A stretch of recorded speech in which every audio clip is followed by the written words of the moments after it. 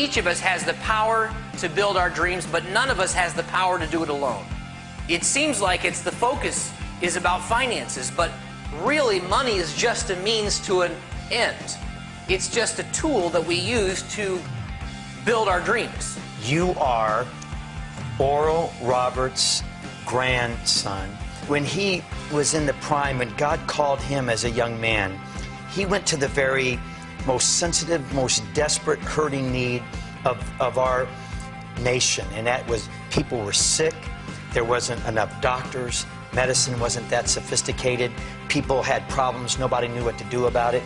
And your grandfather went across this nation with a tent of 10,000 seating, touched, laid hands on 1.5 million people. He touched the greatest need of that hour. And I know that your grandfather and I would talk often about what is the greatest need now, because he had such a compassion for the hurts of people.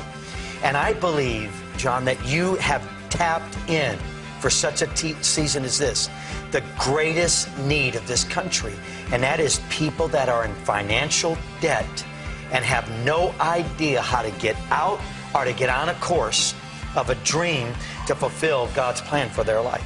I understand what it feels like to wake up and not know how you're going to make the payments. I understand what it feels like to look around the house and say, we can't do this. I have to move out. We have to move out of the house.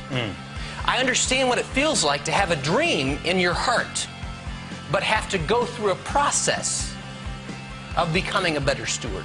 Yeah. People have lost heart. And they've lost heart because of what they see on the outside. The things around them, the circumstances, the situations. I know what it's like to lose heart. Yeah. But people have lost heart. Yeah. And God is trying to say to this generation, the answer is not on the outside. The answer's on the inside. Yeah. The answer is the dream in your heart. Yeah. And many of us have heard the message of seed faith, but sometimes we get caught up in the giving and receiving, and we completely miss what God's trying to do with our lives. While seed faith is a principle of God, it is merely a means to something greater. It's the mechanism by which the kingdom operates. Giving is what opens up that cycle of blessing, the flow of blessings.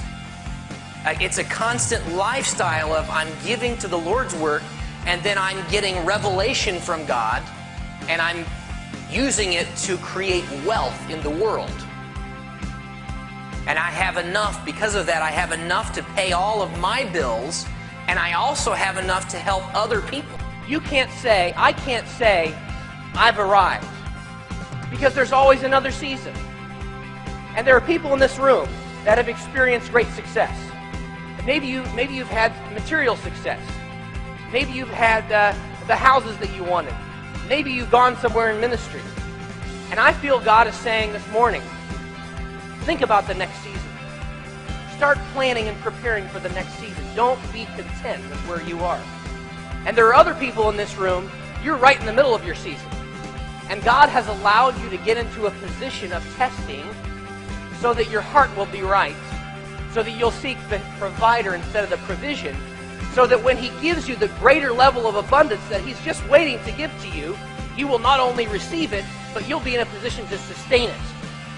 How many know there's a big difference between receiving and sustaining?